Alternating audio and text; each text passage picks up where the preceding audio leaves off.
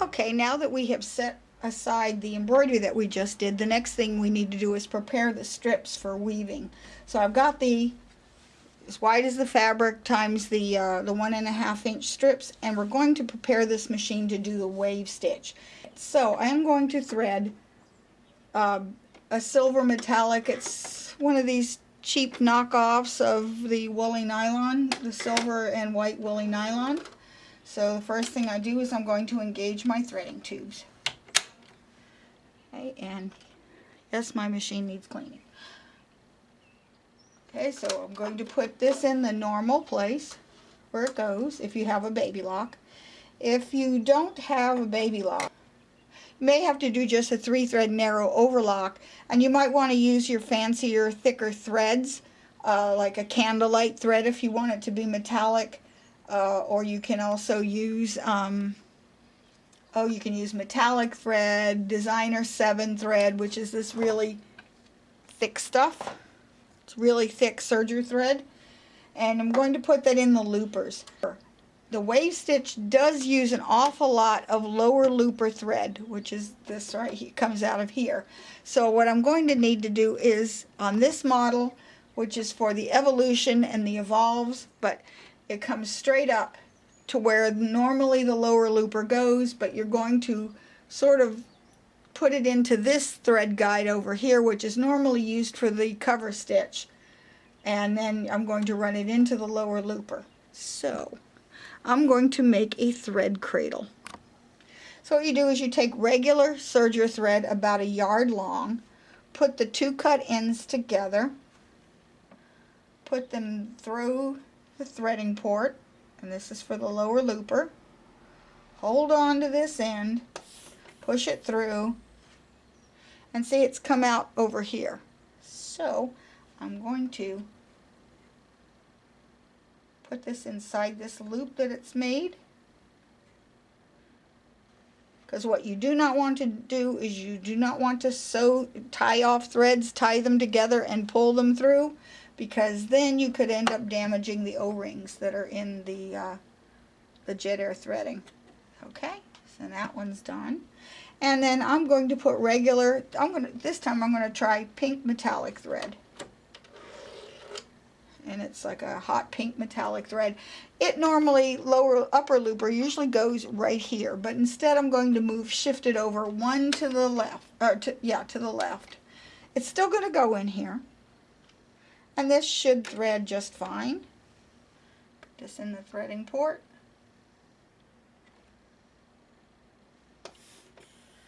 Put it through, shot through. Okay, remember my trick to getting it under the foot is go to the left of the blade and under the foot. I'll show that to you closer.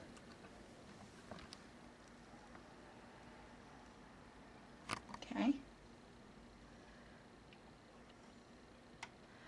Here's my looper and some other mysterious thread that came with it. Okay, I want this, according to the manufacturer, you should be able to just lay your threads over, cut them about 2 inches, and it should be fine. That I don't like to do. I like to see my threads I'm old school. I like to see my threads underneath of the foot. So the easy way to get it past this blade is to put your finger on top of the blade, go to the left of the blade, then go under the foot, and now your thread is already under the foot. Then I'm going to thread my needle, and I have put in the right O2 needle. Normally the O2 needle goes into this slot right here, but for the wave stitch it's going to go over here. Now if you're doing a 3-thread overlock, narrow overlock, you're going to have your loopers here and your right needle here. So, but the wave shifts it over. Because remember, the wave does not have conventional tensioning. What it does is it has steel discs that go back and forth and pull a distance of thread. So that's why you always get a great stitch with a Babylock, because it doesn't have conventional tensioning. My settings are going to be, I'm going to set my selector, wave selector to wave, which is right here. I want my wave stitch selector on B, and then I'm also, okay, right here, this is your blade width. I want my blade width, usually it's on M, medium. I'm going to make it maybe about 4.0. And remember, you have two numbers here. It'll say 6.5. You can't quite see it from this camera angle, but it says 6.5 and 4.0. 6.5 is referring to the distance between the left needle and the blade, and the 4.0 is the distance from the right needle to the blade, and I want it 4.0. My stitch length, I'm going to put it at about 0.75 regular, not rolled, regular. Okay, now we're all set up and I'm ready to test my fabric and my stitching. So I'm just going to take a scratch piece and lower the presser foot. I really don't want it to cut much. And I just want to see what this stitch is going to look like. When you're doing the wave stitch, you do not want to sew like your hair is on fire.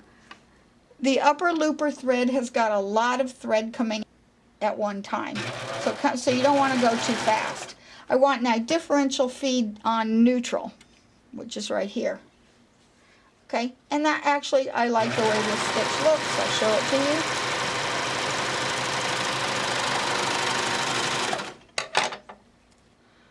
See, actually it looks very nice, and I think that will look very nice on this black thread, black strips.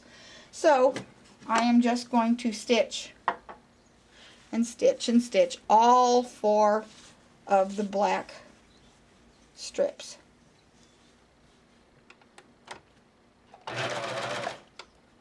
Get that right there.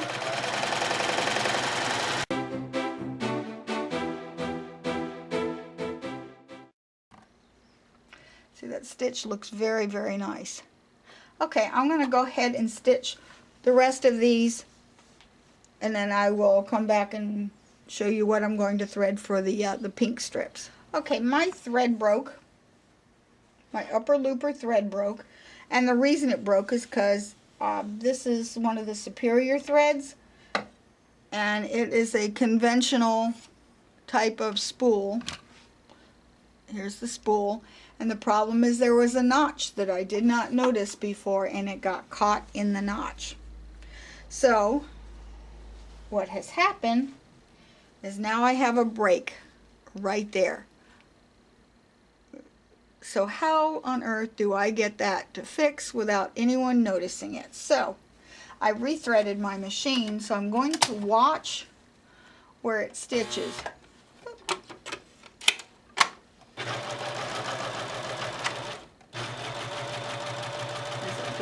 Working now? Okay, so I noticed it broke right as it was finishing the silver. So I'm going to, okay, now it's the white.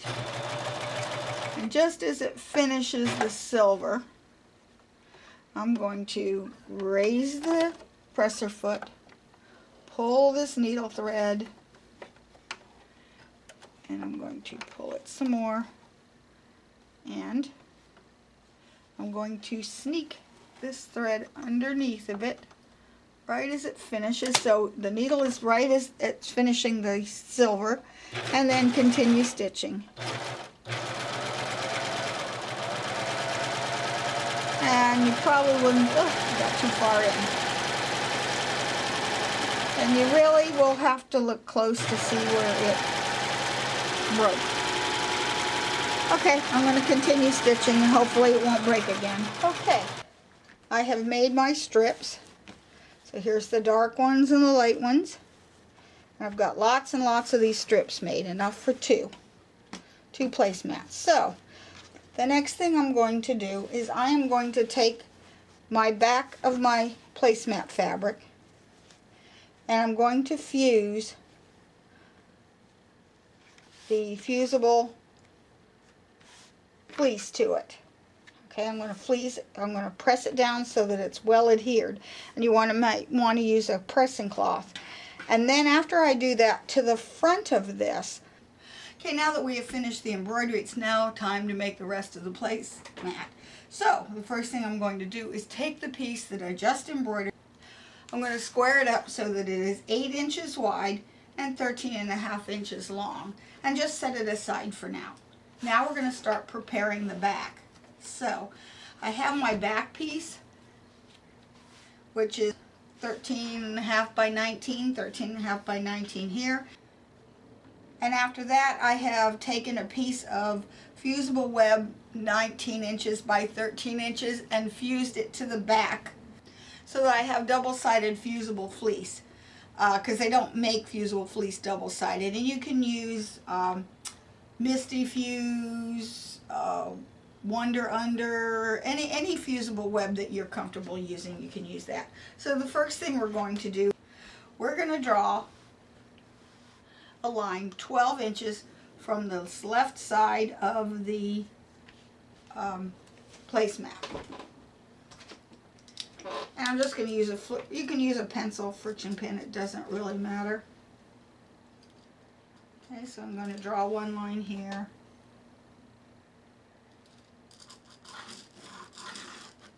Okay, then I'm going to just take my ruler and just take a few lines throughout the rest of this left side, just to give myself some reference points so that I make sure that I keep weaving straight, I don't get crooked. You may even want to make a few lines straight across too, just to make sure you keep staying square. Okay, because now this is going to be sticky too. So the first thing I'm going to do is start laying the pink pieces, and I'm going to start, and I've cut them to about 12.5 inches. So again, actually you want to make sure you cut an extra few strips, because I found out I didn't quite have enough of them. So you want to start about 1/4 inch, maybe a little bit more than 1/4 inch, according to on the left side, and just start pinning it in. And I'm using a padded board because that's going to make it easier. And I'm just going to stick that end in, and I want to put these relatively tight, close together, leave no gaps, but don't overlap it, and just pin this left side in. And I'll speed this up.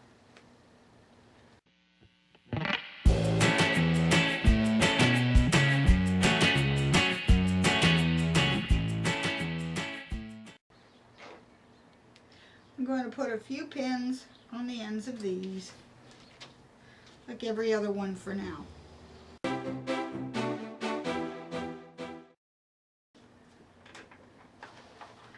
And now I'm going to start taking the black strips,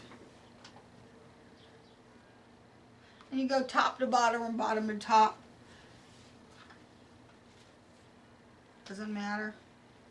I want to again go about 1/4 to 1/2 inch away from this side and pin into the fleece.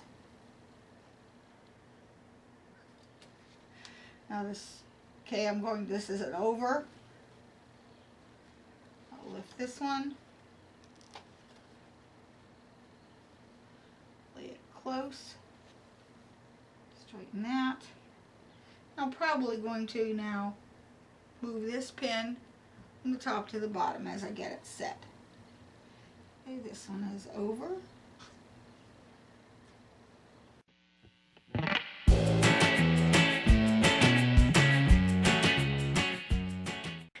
And now I want to straighten this out.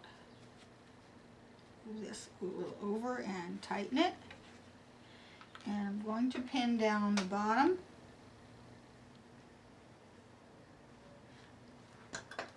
And cut the excess off. Now I come up here and pin this one close to the next one, to the last black. And pin it into place. And this one I'm putting the pin parallel. I'm going to move these pins after I'm done getting them woven, because it's way too tempting to run over those pins. And you will break a needle.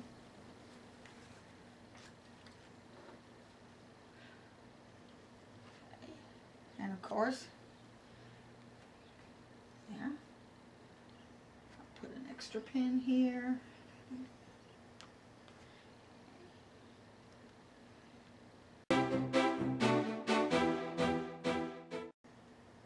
Now I'm going to pin these into a checkerboard, and I'll go ahead and speed this up so you can see what it looks like. This is a little bit of a time-consuming process.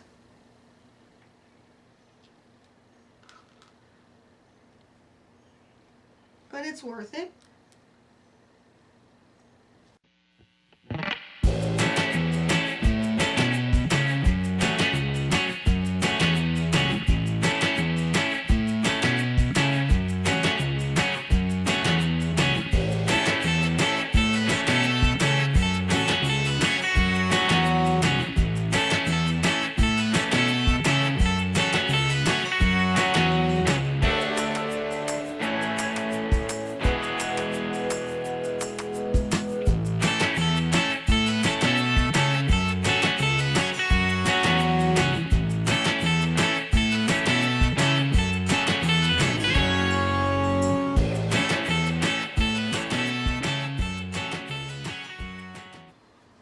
Okay, I'm going to finish weaving these off camera because this is just taking forever. Okay, now I've accomplished the checkerboard part.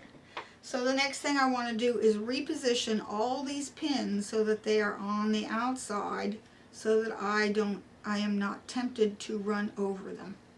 So I'm going to take all these pins and pin them down really well. I'm going to now measure over 11 3/4 of an inch. I'll draw it on the pink right from the edge of the placemat. 11 3/4 and make a line.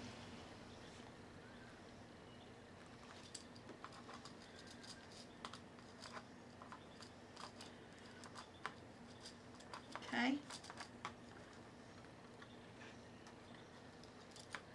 Then what I'm going to do is go to the sewing machine, and I am going to sew all the way around. And I'm going to sew on this line right here. Okay, all the way on this line, all the way around in a square. And I probably also not only will go around, once I've got this one done on this side, I'm going to turn this around on this side and do it 1/4 of an inch away from the stitching that I did before.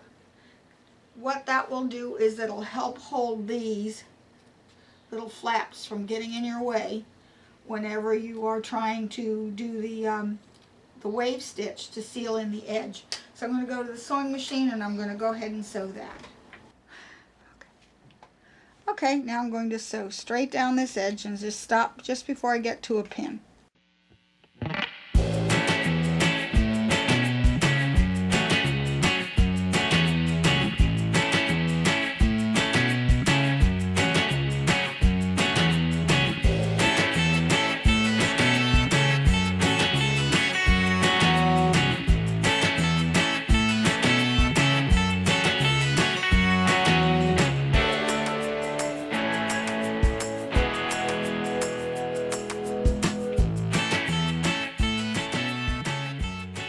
Okay, so the next thing I'm going to do is I'm going to trim a little bit of this excess, and you may be able to pull some of it back.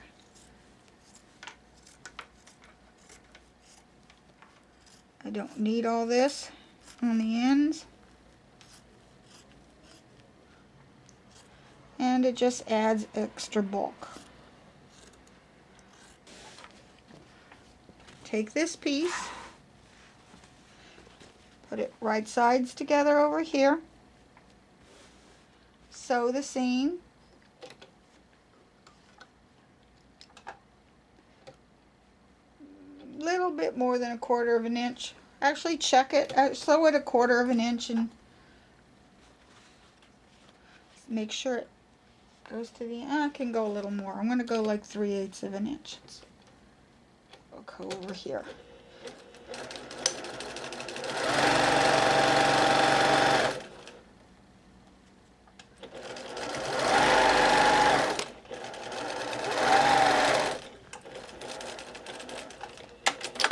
Okay. I'm going to go and press this open, and what that does is it now brings this even, and I'm going to sew. I'm going to fuse it first because then it stays nice and stable.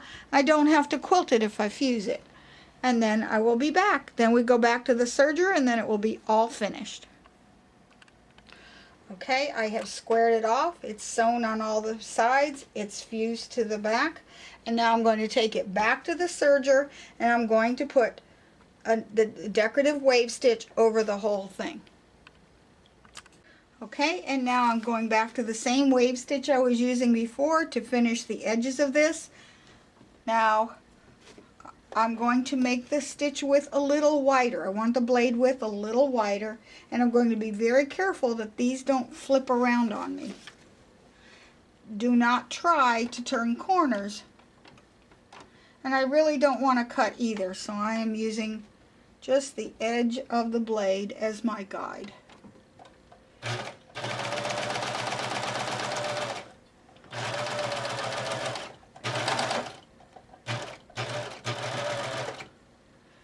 Loosen some of the pressure. It's hard, having a little bit hard time feeding, so I'm going to loosen up this pressure. And that is this dial at the top of the machine. If you have the Evolve and the Evolution, it's up here, so I'm going to move it, just loosen that tension just a little bit. If you have the Ovation, your dial is on the left side of the machine.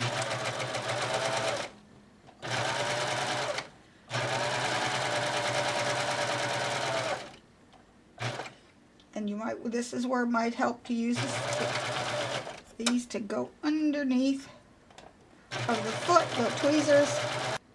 Okay, now it's all finished here. So all we have to do is to weave in the tails. So I am just taking a double-eyed needle. Sometimes it gets a little hard, so if you take the needle and use it to fold over the thread, it goes in easily. And then just weave it in the back, about an inch or so. Pull it through and trim it off.